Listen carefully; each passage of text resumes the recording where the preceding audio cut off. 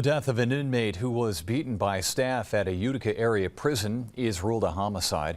That's according to lawyers for Robert Brooks' family. The report issued by the Onondaga County Medical Examiner's Office last week concludes the cause of Brooks' death in December was compression of the neck and multiple blunt impact injuries, and that it's a homicide. Body camera video released by the state shows corrections officers assaulting Brooks for 10 minutes while he was handcuffed on a medical examination table at Marcy Correctional Facility in December. The governor saying tonight she believes the legal process must move forward quickly, with criminal charges being filed and arrests made, and that those responsible for Mr. Brooks' death must be held accountable to the fullest extent of the law.